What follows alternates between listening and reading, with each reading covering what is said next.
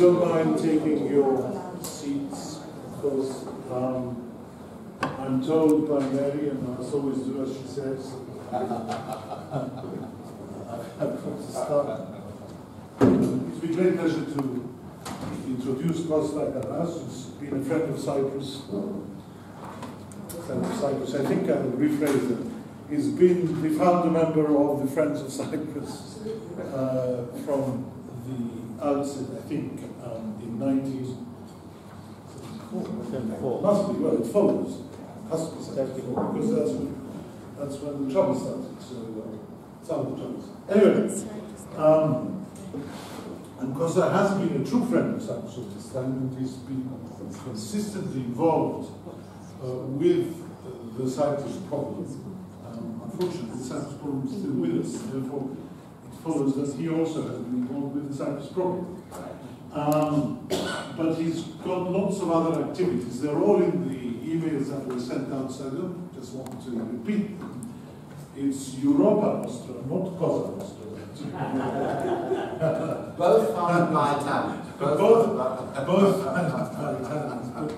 But Europa Nostra is, I think, an organization that deals with cultural issues and issues of heritage.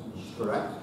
And that you are fully engaged in Cyprus with the two mayors of Nicosia. Correct. I don't know what you're going to do with the buffer zone. I mean, the buffer zone is a buffer zone. I will tell you. That is one of the things. So, without further ado, I don't think you want me to talk. Without further ado, I'll ask Costa to address, amongst other things, what he and the mayors are up to in the buffer zone. Thank you. Costa. Alba, it's a great privilege to have you chairing, and because you have been a tower of strength in all the contacts that have been made over the years in London. People in London, I think, don't realize quite how significant London is in terms of the Cyprus issue. And I will end by encouraging, indeed, any effort that can be made to bring communities, the two communities together in this country. Because we are at a very strange stage. The reason why I grabbed the opportunity to have a few words, it won't be more than a few words, the message will be very clear, is the Cyprus problem is at a very odd stage. The relationship of Turkey, not just with Cyprus, but with all the countries round about, including the European Union, Syria, Iraq, Iran, Saudi Arabia, Egypt, the United States, with everybody, has become a front page, or if not front page, third page issue in all the newspapers. It is a very big foreign policy change. There has been there is something new. There is a major power in the region, because Turkey is a major power in the region. Let's call it a major regional power, not a major world power, but a major regional power, whose foreign policy is described by many as a loose cannon. I'm not saying it is. On the contrary, I will describe what I think that foreign policy is at the present time, but it is not seen that way by Turkey's allies. Many of Turkey's allies are very disturbed and don't know exactly how to respond to this situation. Now, the title of my talk is ISIS in Cyprus. Say there's no, perhaps you thought I was even going to talk about some ancient Egyptian temples in Cyprus. No, I'm not. I will relieve you of that possibility. Why is there any relationship between ISIS and Cyprus? Well, there is a very simple relationship. There are British bombers taking off from Akrotiri every day nearly every day, to go and bomb ISIS positions in Syria and Iraq. This means that there is strategically and tactically a relationship between Cyprus and ISIS, and we should look at it.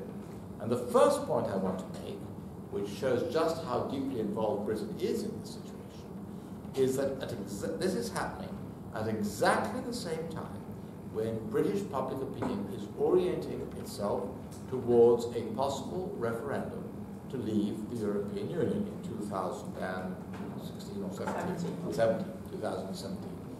is 2.5 years away. So it's not immediate. But what would, the first question that I have to ask you is, what would the effect of a referendum result leading to Britain leaving the European Union be? And the answer is none, because the United Kingdom, perfectly legitimately, within the treaties, said that the sovereign base areas will not be part of the European Union. But as Mary pointed out to me, it may not be part of the European Union, but it uses the euro. So we have this extraordinary situation where Britain does not use the euro, but the sovereign base areas of the United Kingdom in Britain, which are not part of the European Union, unlike Britain, do use the euro. This is part of the UK constitutional system, which is almost as complex as that of Cyprus might be after a settlement. In any event, the point about it is that it would be a very interesting situation. Legally, nothing would change. But how would the feelings of people in Cyprus change? Instead of a partner country, a fellow member of the EU, using acroterium for something which Cypriot people, in my view, will come to that in a moment, approve of overwhelmingly, it would be the ex-colonial power on the basis of treaty rights at the time of independence using it. And I may be in this respect wrong, and in any case we have 2 years ahead of us to find out, but I suspect that the atmosphere in Cyprus might change quite dramatically. So we have this strategic issue which already exists, the strategic connection which already exists, could be important in the future. You say to me, but ISIS may not exist in 2 years. True, ISIS might not exist in 2 years. But I wonder whether anybody could confidently predict that, because all the advances being made against ISIS at the present time are all connected with Kurdish regions. There is no case that I'm aware of, and I may be wrong, in which other forces opposed to ISIS are advancing into areas that ISIS has conquered, except the Kurds. The Kurds are recapturing certain Kurdish towns or villages that have been captured. The Kurds are under pressure in Kobani, and now, as we know from Iraq, Kurds have gone in the acceptable face of the Kurds, let's put it that way. The Barzani movement have been sent into Kobani. Fair enough, that's happened. But I am not aware, and you will correct me if I'm wrong, but I am not aware of any part of the Syria-Iraq situation in which Sunni Muslims opposed to ISIS are advancing. I'm not aware of it. I may be wrong. But if I'm wrong, that means that the media, which I follow, are also wrong. And that suggests that perhaps I'm not as wrong as one might at once argue, that there is a problem. And that problem may arise from the fact that the ISIS movement has a great appeal to Sunni Muslims. And I don't think to Sunni Muslims in those two areas, in Iraq and Syria. I don't accept what is said, that this is because Maliki behaved badly to the Sunnis. Of course Maliki behaved badly to the Sunnis. That is not disputable. But I believe that it's got much deeper than that. I believe that a series of tragic defeats for Arab people has led to an idealization of a glorious period in Arabic history. And that glorious period in Arabic history is the early Caliphate. It is the Umayyads and the Abbasids. And when we have lived through the glorification of the Ottoman Empire in modern Turkey, the glorification of the Byzantine Empire in 19th century Greece and up to 1922, the glorification of the Bulgarian Empire in Bulgaria and of the Serbian Empire in Serbia, which led us to the Kosovo situation, well, I think we should not underestimate the attractive power of the glory of the past. If we add to that the intense propaganda, very liberally financed by we all know whom, of the Salafist movement throughout the Arabic Middle East, I think it is fair to say that this movement has roots. And therefore, the chances that it will still be there in 2 years are not small. I'm not saying that it may not happen. A bomb may blow up all their leadership suddenly, but I would suspect that even if it did, there would be others to take their place. I believe they're representing something which is important in the Near East at the present time. And from everything that I hear, and I will expect perhaps to be contradicted, the standard, because they have lots of Ba'athist, ex-Ba'athist, Saddam Hussein people who are giving them military advice, they are technically, at their level of technique, which is not the American level of technique, of course, they are competent, is what I am told. Now, I say all this because if they are going to be a fixture situation for some time, it's an important question how this differentiates the Cyprus problem. And I think it does, and I will explain at once why. I think it differentiates this, it will make a difference to the Cyprus problem. Because my impression is, and we don't have any polling figures yet, I'm sure there will be fairly soon, but my impression is that it is obvious that the Greek Cypriots will be totally against ISIS, because you would expect them to be totally against ISIS. This is an extreme Muslim movement which kills innocent people. It has got it in for the Christians, it has got it in for the Yazidis, it has got it in for everybody except Sunni Muslims. There is no reason why any Greek Cypriot should be sympathetic with ISIS. But I have the very strong impression from when I was last in Cyprus that the ISIS is very unpopular with Turkish Cypriots also. Now, I don't say that there may not be some Turks, Turkish Turks, who are sympathetic. There may be even a few Turkish Cypriots who are sympathetic. But my impression, and this is not based on polling, it's not scientific, it is purely impression, there hasn't been any polling, that I'm sure. If there had been any polling, I would know about it. I think I'm pretty sure about that. I don't think there's been any polling, but my impression is that the Turkish Cypriots, like the Greek Cypriots, think that this is an absolutely horrifying thing, and that they are totally opposed to it. And that is why, incidentally, I have not heard, maybe there has been, but I have not heard a single protest from a Cypriot against the use of the sovereign base areas against ISIS. And now let us compare the situation with Turkey. Now, I happen to have been in Turkey in the autumn of last year, 2013. And I was there for Europa Nostra. We were men on a mission with our Turkish colleagues to Mardin, Midyat, various areas in the southeast of Turkey. And it was not common knowledge, it was just generally accepted that not just ISIS, I must be very fair on this, any group fighting Assad was allowed across the border and back again, across the border to take in arms and men, and back again if they were wounded, to go to hospitals, oil sales, and one thing and another. But nobody even queried this. Indeed, I didn't even have to go to the southeast of Turkey because I was told by everybody in Istanbul before I went. And then when I went, of course, everybody was saying it down there as well. Clearly, there is in Turkey a substantial number of people, again, there has never been, so far as I'm aware, a poll, which it feels so strongly in relation to the Assad regime that they were at least sympathetic to ISIS.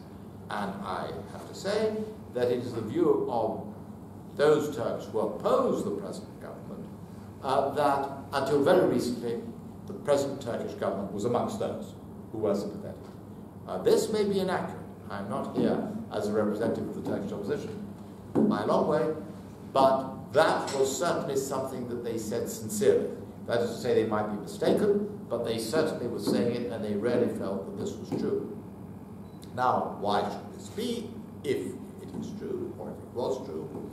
Well, I think it's fairly clear that the Erdogan, Mr. Erdogan and Mr. Davutoglu, then he was Prime Minister and Foreign Minister, now they're President and Prime Minister, believed that the Assad regime was such a bad thing that fundamentally anybody who opposed Assad was a good thing. And that is a situation which very frequently happens at times of war. The enemy of my enemy is my friend. It's a very old adage. But the point is that this was already last year controversial in Turkey.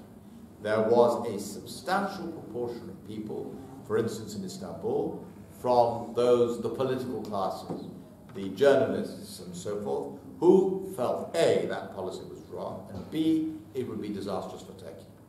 And one heard it a great deal in Istanbul before one went to the southeast of the country, and both in Istanbul and in the southeast, nobody doubted the facts as they saw it. Now, why do I say all this? I say all this because I then want to turn to the Turkish elections. We don't have polls from Turkey about how people view ISIS. We do have a great deal of information in the Western press and the Turkish press of various mosques in Ankara and Istanbul, where people sympathetic to ISIS go, and from which people leave in order to go to Syria. But one has there to be quite careful. There is no evidence whatever that I am aware of that the flow of fighters from Turkey is greater, for instance, than from Tunisia, which is a country which is considered well, it was ruled by Muslims by a Muslim party until this recent election when they lost. But the point is that I don't want to exaggerate. I want to remain within the parameters of what can be, if not established, can be reasonably supposed to be the situation. What is much more serious, however, is that the line which is represented by the Erdogan party, AKP, is clearly, and has been clearly demonstrated, to be the majority line in Turkey. That is absolutely clear, and the presidential elections coming immediately after the local elections made it as clear as is the light of a sunny day. What did those Turkish elections show? They showed that in the southeast of the country there were a number of vilayets which produced a majority for the Kurdish candidate. No surprise there. They demonstrated that from Edirne in the northwest, all of European Turkey, as was considered European in the old days, right down every vilayet down the coast of the Aegean, every vilayet on the coast of the Mediterranean, down to and including Adana and Hatay, all voted against Erdogan. There is therefore a European, but using it in a geographical sense, Aegean and Mediterranean Turkey, a very clear majority against the present government and the present president of Turkey. But as soon as you go inland, with the exception of just one vilayet, which happens to be Eskişehir here, every single other vilayet inland has massive majorities for Mr. Erdogan personally and for the AKP politically. And he got an overall majority, and that has to be respected. He is unquestionably the chosen leader of the Turkish people. He and Mr. Davutoglu say very clearly that of course ISIS is a bad thing, but they have let it be understood that it's not really worse than the PKK. Of course, both are terrorists, and both are internationally said to be terrorist groups. But I don't think anybody can doubt that the PKK is a traditional nationalist terrorist group. ISIS is not a traditional nationalist terrorist group because in its ideology there is quite clearly what we would call today religious totalitarianism. What do I mean by religious totalitarianism? I mean that everybody has to follow what our dictates say, and if our dictates say, as they say, that when our men kill Yazidi men, we have the right, they have the right, to take the Yazidi women, that is an attitude to life which is deeply repulsive to most of the world. Most Muslims, most Christians, most of any religion, and of none, will say this is simply unacceptable. So we are talking about an ideology which is not just deeply national, religious, and backward-looking, historically backward-looking. We are talking about an ideology which is totalitarian, which demands total adherence to certain norms.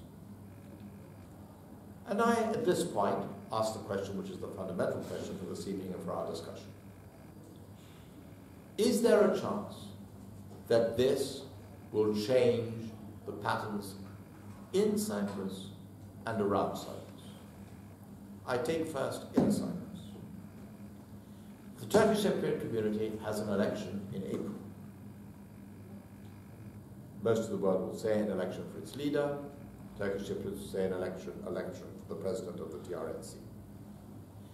It will be an election unlike any other that has so far been held amongst the Turkish Cypriot community, because it is very clear from statements made by Mr. Erdogan and Mr. Davutoglu in Cyprus, visiting Cyprus, that we want a two-state solution which is unavailable from the Greek Cypriots.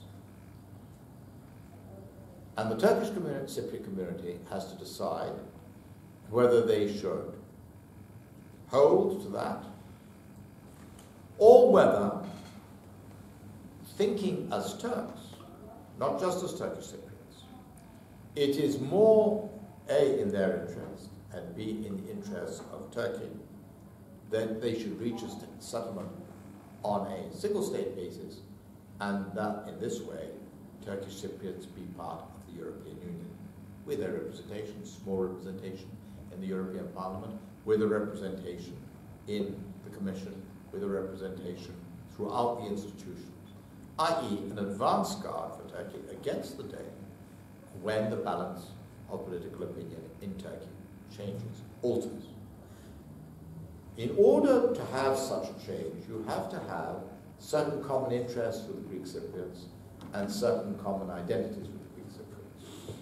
And the issue which I raise and would like to discuss this evening, and which I think the London communities could do something about, possibly, is this, that there is the chance of both, in some sense perhaps for the first time.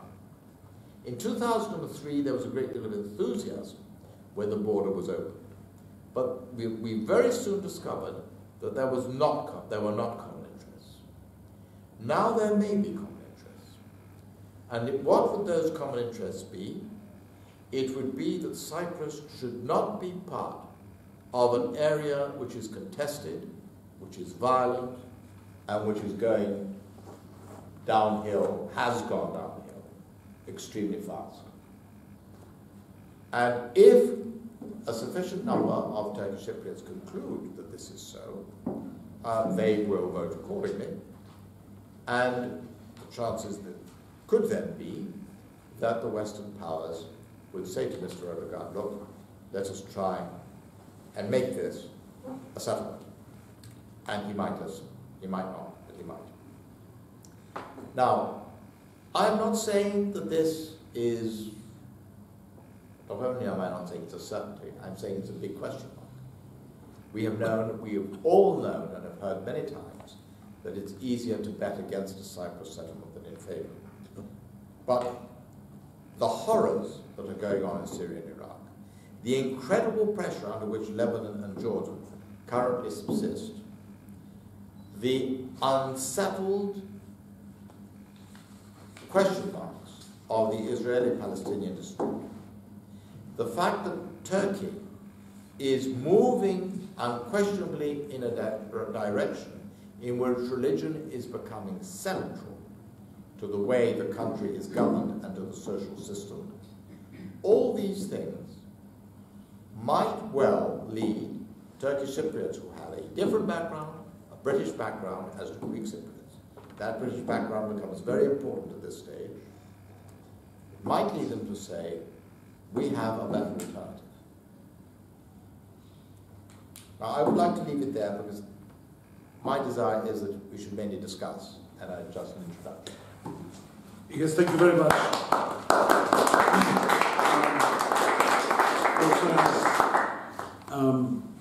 Agreed to take questions until what time did you say?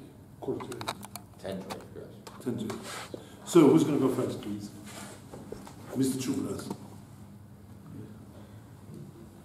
In trying to deal with this crucial question, as Mr. Carras put it, whether there would be a change in Cyprus as a result of all this complicated situation,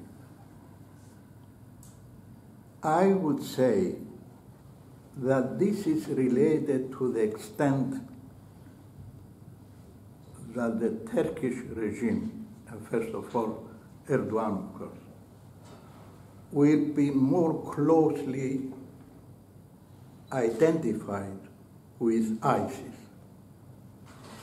If that happens, then the Turkish Cypriots would keep a distance or a greater distance from Ankara. That's how I see things. And perhaps we would like your wisdom to deal with this question: to what possibility, to what degree could one see Erdogan identifying himself with ISIS? It's out of the question that Erdogan will identify himself with ISIS. He has already done enough, however, for the Americans, I don't say the Americans, many Americans, to produce something like this. Research paper ISIS Turkey list from Columbia University in New York, Institute for the Study of Human Rights. A whole list, you might like to see it, Mr. Chairman. Oh, you may have seen it already. We can pass it. No, I haven't, but I'll pass it around. A whole list of accusations that the Turkish government has effectively been in bed with ISIS. A whole list. Now, I'm not saying it's accurate. I've been very careful on that. I've been very careful on that because I try to be very careful to be accurate and only to base myself on things. Not all of this, in my view, is well founded, but some are. And so the issue, I would put it differently, is on the basis of what? Could you take it to pass it to the gentleman there and then have a quick look and then it will come back to me naturally. So I would like to rephrase your question. It is not so much a question of whether Mr. Erdogan identifies himself more with ISIS. He will not, because it would be crazy for him to do so, politically crazy. But there is a question of what impression is being created. There are people working in the States, clearly, to create the impression that he is close with ISIS. They are not doing it for no reason. When papers like that come out, there is a reason behind them. How will the Turkish Cypriots react to that when they see these reports? That is an issue which I cannot answer. Some of you around this table perhaps can. Perhaps our chairman can. I don't know. The chairman. Well, no, the chairman is not the speaker tonight. Any other questions, please? The gentleman there. I was interested in what you said about the use of the bases and British planes flying from them.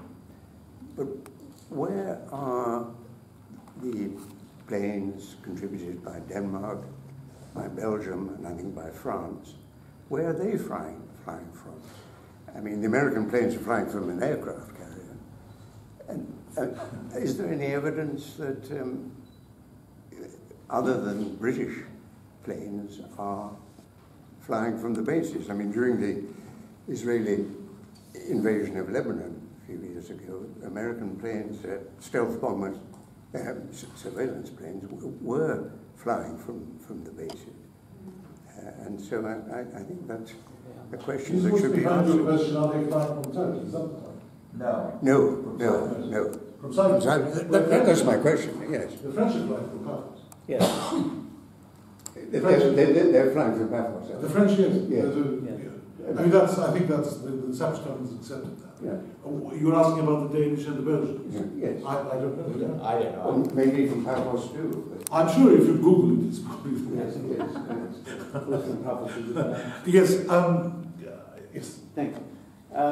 Thank you, Costa. It's always very interesting to hear your thoughts because you've got so much knowledge behind it and so on. I was rather surprised, though, with your closing remarks, which gave the impression that the Turkish Cypriots really are in a position to decide for themselves and for their area as to whether they are going to go one way or the other.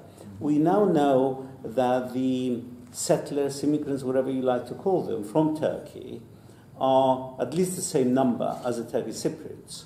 These people have been given nationality of the Turkish Cypriot state, and they have equal rights to vote for the president, the government, whatever you like to call him, at the same time. Then there, of course, there is the pressure from the armed forces on the various candidates, which is still there, of course, certainly according to what my friends tell me in the north of Cyprus, which I visit regularly, and I was there only 2 months ago. So how do you square all this up? I don't need to square it up, because I think it's fairly clear that Greek Cypriots make a mistake on this. It's a mistake which you're repeating, which Greek Cypriots may continue. The Turkish Cypriots, nobody has ever indicated that Turkish Cypriot results have been falsified. Unquestionably, there is pressure, whether from the military or from Erdogan or from whatever, but nobody has ever alleged the results have been falsified. That's the first point. The second point is that it is not at all clear that Turks given Turkish citizenship do not, after a number of years, consider themselves to be a separate group to some degree. We don't know the degree. We don't know. Nobody has done a proper in-depth survey. But clearly, there are Turkish Turks who vote for Turkish Cypriot progressive parties. And let me give you a good example. Last time I was in Cyprus, I was at a meeting with the two mayors of Nicosia, or representatives of the two communities, if you care to prefer to call them that, Mr. Gorgadzis and Mr. Haramchi. Mr. Haramchi comes from Mr. Akinji's party.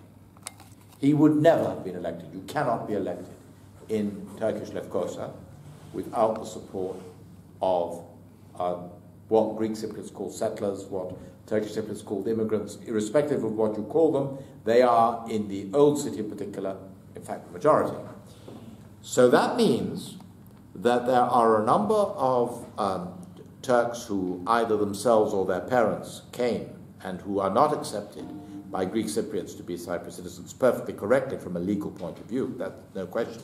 The Greek Cypriots are right on that. But who do not consider themselves as obliged to follow, necessarily, the line of the current Turkish leadership. Let me give you an example. There are Turks from Hatay. Hatay voted solidly against Mr. Erdogan. Will they follow Mr. Erdogan, or will they not follow Mr. Erdogan? If they are people who want to be part of the European Union, they might not follow Mr. Erdogan. And if we wake up on April, whatever it is, we don't know, I think, what date in April the elections yet will be, but any day now we'll know. If we wake up and we find that somebody has been elected who does not agree with Mr. Erdogan, and there is at least one such candidate who has been very open in his view on this, you might have a different dynamic in the situation. We know that the present US administration very much wants a settlement of the Cyprus problem. It doesn't, as in the past, want a settlement of the Cyprus problem as a pious wish. It wants a settlement of the Cyprus problem because it would like Cyprus in a different constellation from Turkey. That doesn't mean that it will not take into account Turkish opinion. Of course it will. It must. Turkey is too important a country to do otherwise. But it does mean that it would prefer it not to be in the current situation. So, my answer to your question is that yes, the Turkish Cypriots have an unusual situation in which what they decide may make a difference. May I just add to that one point which I think is important? It's my impression. I think it's reasonably accurate. And that is, the majority of Turkish Cypriots are Kemalists. And they are not very religious. They, in fact, are positively non-religious and infinitely less religious than their Greek Cypriot counterparts. The Greek Cypriot Church is extremely powerful. And Atatürk, the bust of, is everywhere. And I think the Turkish army is also was not that religious either. Was not, we don't really know. The position of the Turkish army. Armies like the Turkish army do not change overnight. And they're giving, I think, they're probably giving Erdogan as much rope as is necessary to eventually hang himself. And therefore, the point I'm making is that in Cyprus, the Turkish north, there is an enormous Kemalist streak in the nature of Turkish Cypriots, and also the Turkish army is held in high regard, as is Ataturk. That, to me, does not sound like being particularly pro-Erdogan. Not only that, the situation in Turkey is not as simple as the Turkey is sort of pro-AKP. He only got 51%. Yes, 51.8. 50, thank you. I stand corrected on the point. Sorry. No, it's all right. It's got to be accurate. So consequently, that's the position. Also, I think that so far as the Turkish Cypriots are concerned, I think my impression is that they're very troubled by the route chosen by Erdogan, because it's very sort of controversial. On the one hand, it's put Turkey on the map, and that sometimes feels good. On the other hand, he's a bit of a loose cannon. It has to be said.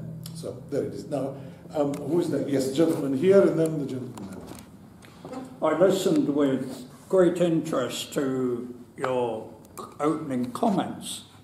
I won't comment about the issues of Syria and Iraq, although I could do.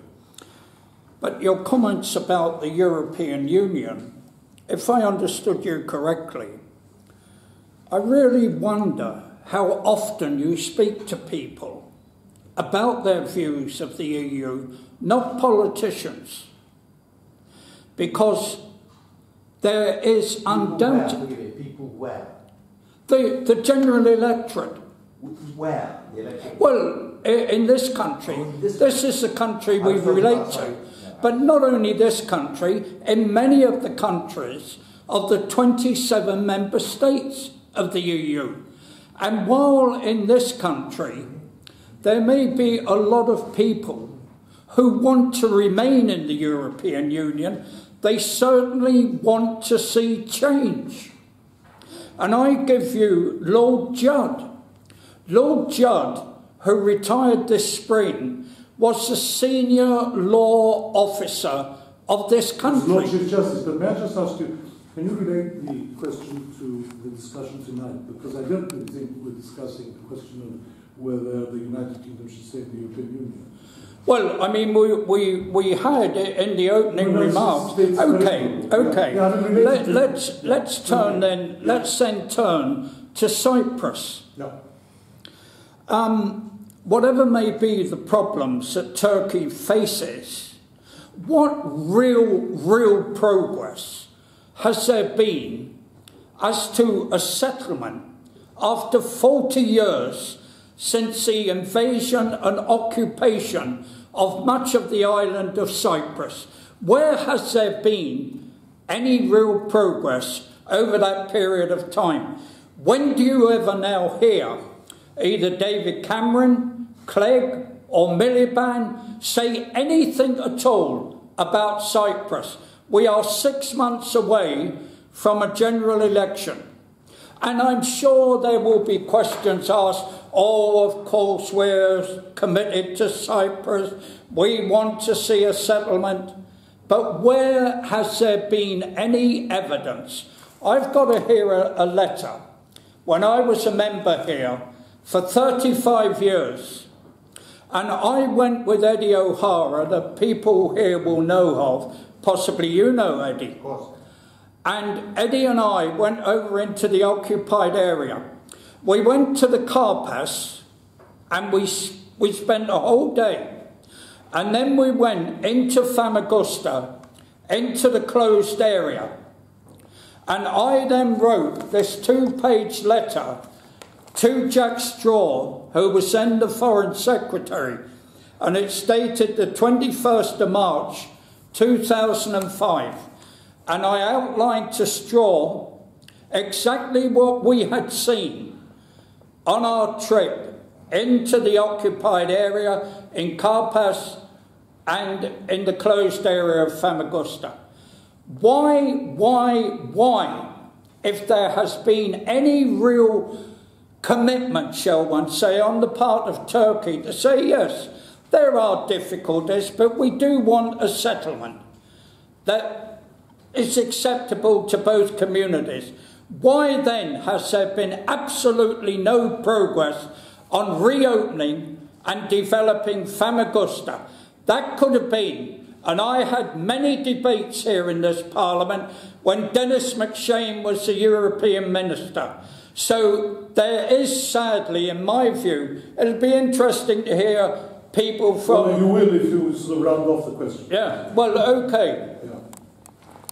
So I'd like you to answer those points, if you would. Yeah, may I have your name, please? Tom Cox. Tom Cox, yes. Yes, Mr. Cox. Yeah. Of course, if there had been the sort of progress that you suggest there should have been, the Cyprus problem might have been solved by now. And of course you're right that, particularly in the case of the Varosha story, it's a very tragic story because proposals have been made several times for the reopening of Varosha in return for free trade between Famagusta Harbour and the European Union. And this was an attempt to find a common interest, which is exactly what my talk is about, an attempt to find a common interest. However, these were turned down, and almost certainly they were turned down, as you rightly say, by Turkey. Correct. So we don't disagree on that. What I'm now saying is something different. I'm saying, and our chairman is saying the same, that maybe the Turkish Cypriots will see things differently. They have an opportunity. Generally, it is Turkey which has been the person controlling the negotiations, not the person, the power controlling the negotiations. I mean, I have met once in his office with Mr. Davutoglu when he was foreign minister, and he didn't conceal for a moment that he was reading every transcript, everything. He was the man who was in charge of the negotiations. No disagreement with you on that. But if there is, as there is, substantial discontent within Turkey, which we described in terms of the election result, and if what is a minority current in Turkey is a majority current amongst the Turkish Cypriots, then we could have a Turkish Cypriot election result which would indicate that the Turkish Cypriots wish to go in a different direction. That is something which can be encouraged from London because there is a great deal of interplay, both amongst particularly the Turkish Cypriot community, between London and them, and to a certain degree, of course, also amongst the Greek Cypriot community. That's what we're talking about. We are not saying that there should not have been progress before and chances have been missed. We know that and we agree with you on that. But we're talking about what might possibly be done now. Did you want to? Thank you. Yes, please. I'd like to make two comments. Your name, please? Edward Clay. I used to be British High Commissioner for Cyprus. And the first is about the bases. It made a terrific introduction, but actually I don't think it really works to make the bases the fulcrum of part of your argument, because it's not the major part of my argument. It's an introduction. Was only an introduction. Because the truth is that it isn't the fulcrum of my argument by a long way. But you mentioned you began by suggesting that the status of the bases and the forthcoming referendum here about Britain's future or otherwise in Europe was significant. And I'm not sure that it is, because, it may be significant for us for other reasons. But the bases, first of all, are designed to be solely for British national purposes. They cannot be used without agreement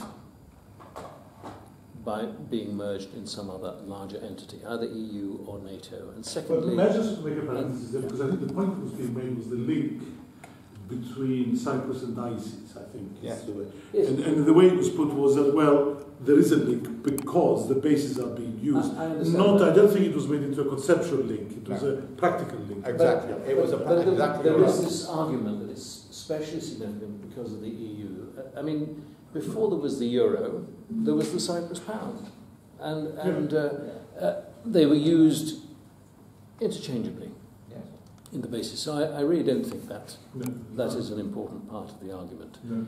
It is true that on a long perspective, the Republic of Cyprus has been embarrassed for many years by the proximity it feels to the implementation of a Western policy in the Levant, in the Middle East, with which they feel personally uncomfortable.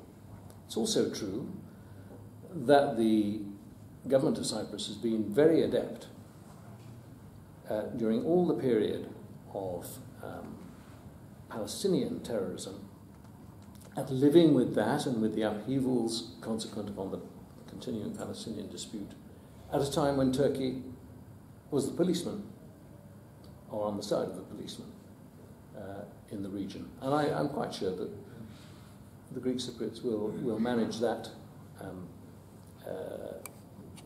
difficult balancing trick again. My question is, if Turkish Cypriots feel as you describe them feeling, how do they express the option? Do they have a vehicle to vote for which gives them the option? Is it a party or a person? Yeah, I mean, is it a realistic option? Yes, well, it's a very good question, and it's a very fundamental question. I think I agree with you, first of all, about what you say regarding the difficulties of handling the situation up to date, and I agree with you also that it has been handled remarkably skillfully from a diplomatic point of view. Cyprus has continued to be on good terms with just about all its overseas neighbours. That is correct, absolutely.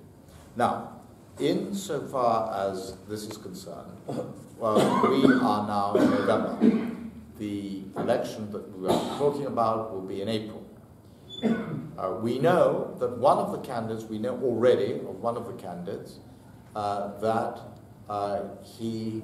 Erdogan departed in indignation from the meeting at which he was because of his expression of discontent at the way in which the Turkish Cypriots were treated by the Turkish authorities within Turkey. I have heard, and I have heard on very good authority, that this candidate, who was considered an outsider, has the support of a lot of Turkish Cypriot businessmen who now feel the same way as he felt many years ago. What is happening to us here?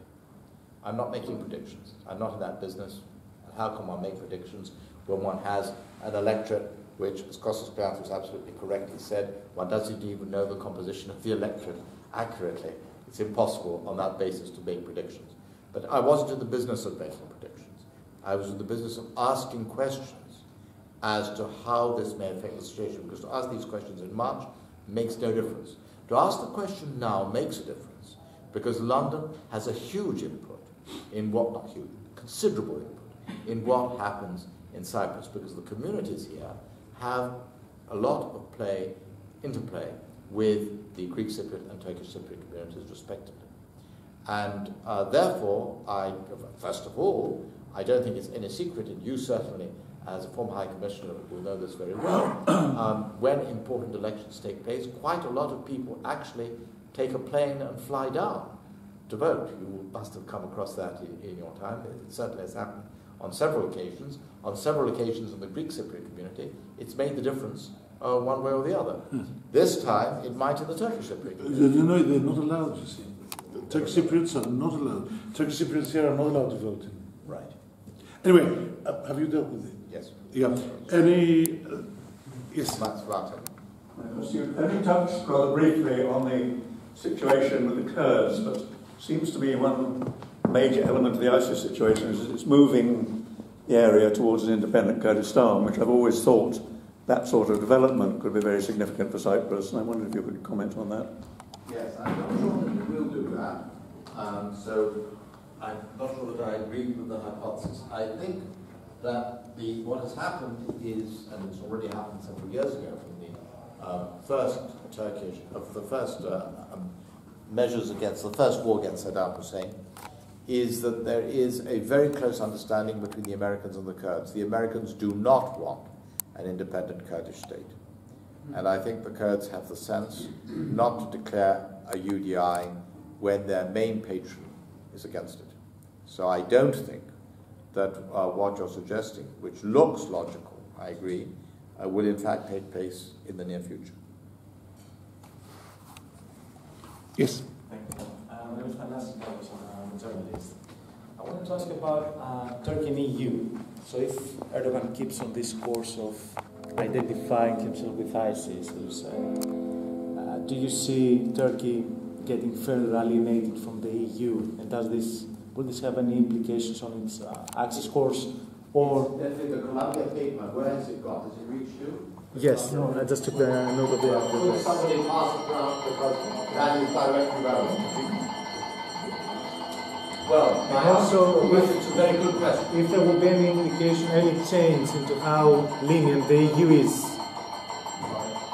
if it will change, how lenient the EU is against Turkey in relation to the Cyprus issue. Sorry, the visual ban has got me.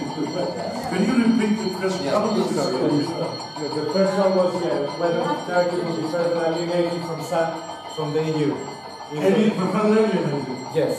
As a result of Erdogan getting closer to identifying with ISIS and... I've already said that I do not think Turkey will get closer identifying with ISIS. I believe that Mr. Erdogan has realized that even so far as he went in last year, has raised a lot of hackles, not just in the EU, but in the United States. So I do not think that a Turkish government, which is a competent government, let's face it, will get closer to ISIS. That I exclude. But the damage already done is colossal. This text, which I circulated, which comes from Columbia University, has doubtless, just as it reached me, reached lots of people in the EU. The EU, at the present time, is no longer seriously negotiating with Turkey.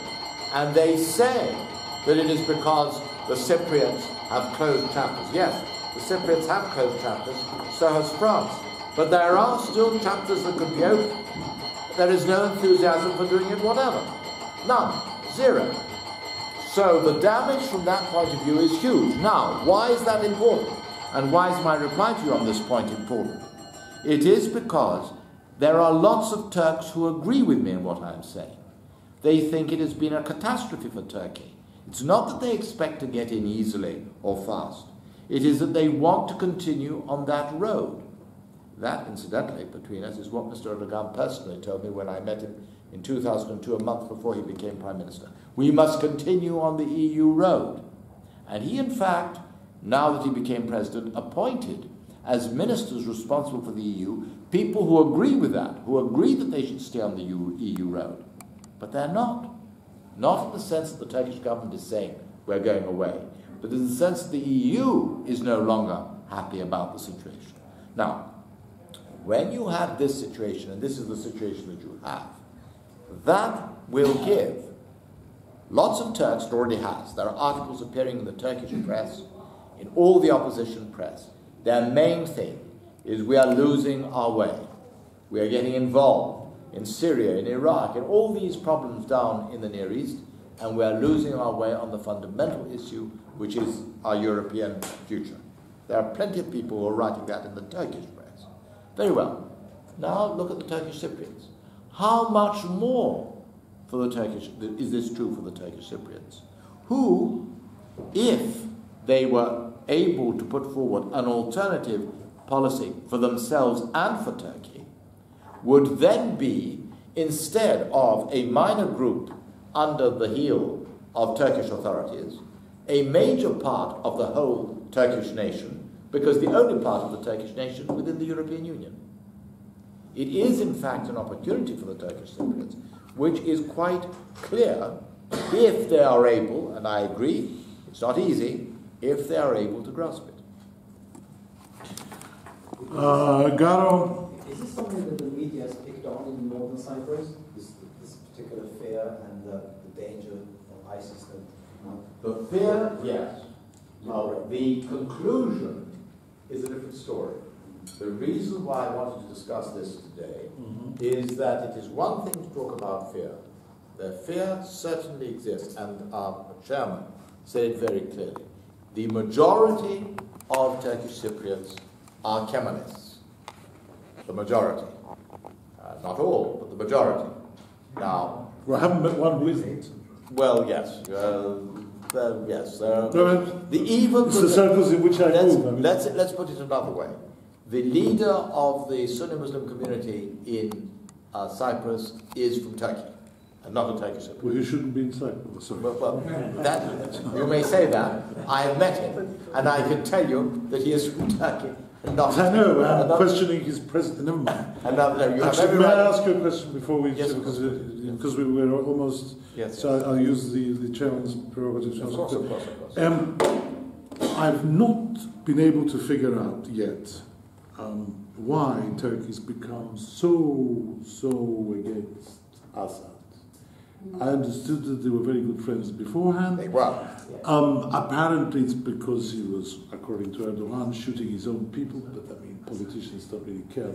Why? What's got into him all of a sudden to have made a main plank of Turkish foreign policy Syria, where, in fairness to the Turks, I mean, 200,000 people have died, millions have become refugees. Yes. It's a much bigger problem than ISIS. ISIS is a bunch of juvenile delinquents, actually, who've got a bit crazy. I mean, that's what Obama thought they were. Obama thought that they were just sort of... Well, look at the people from England who are members of ISIS. Many of them were ex-prisoners. I mean, who are these guys? Ex-prisoners, young sort of people of Pakistani origin. And a few, as I say, ex-cons. I mean, ISIS is not really that. Assad seems to have gotten to the Turks. Why? Well, there are two issues there. On one, I agree very strongly. Why has Erdogan done that? And I believe on that point, you made a very acute comment. It's a good question, and the answer is that Erdogan is deeply a Sunni Muslim, deeply. When did he become deep? From the beginning. He was so from the beginning, and my secularist friends in Turkey, of which I have, as you doubtless have many, and I also have Muslim religious friends in Turkey, but I also have secularist friends, from the beginning that said, you are being fooled. You, Costa, and I was fooled, I admit that. You are being fooled, and all European Union people are being fooled, because you think he's going to take Turkey in a European direction. He's not.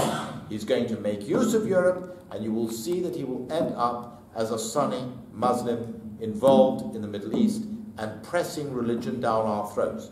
And every time I go back, they say more and more to me, you see, we were right.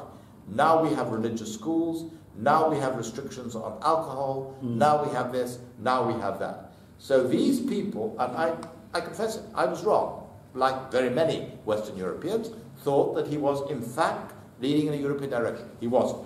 He made use of Europe for that purpose. Therefore, that being so, we have a whole lot of people in Turkey, and even more, as you rightly say, amongst the Turkish Cypriots, who are horrified by this, and would, if they could, want to get their country or their community, in the case of the Turkish Cypriots, away from it.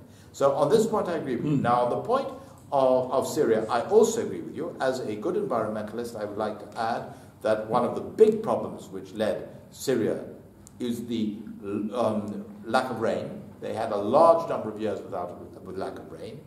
There was a big ecological problem behind the political breakdown. But I don't take it that ISIS is not serious, because ISIS has succeeded in reaching that bedrock, these awful people, as you described them, the juvenile delinquents. Yes, but juvenile delinquents made into an effective fighting force, dragooned into that by ex-Ba'athis who were very experienced. They had fought the Iraqi. I think the Americans can wipe them out in 2 weeks if they want. They will have to. They're not really. Come on. I mean, wipe them out in 2 weeks. Well, yeah. I mean, how long did it take them to take Iraq last time? Less than 2 years. One moment. It's different to capture territory and it's different to hold territory. They captured territory in Iraq. They found it very hard to hold it. You remember what happened in Fallujah just within 2 years of their capturing Iraq. Mission accomplished, said President Bush. Was it mission accomplished? It was not. Anyway, our mission has been accomplished. You've Yes, run out of time. Yes, correct. Thank you very much, Costa, for coming and sharing these thoughts. I also have to thank Andy Love, who's actually made it all happen. And thank you all for coming. And all I have to do is...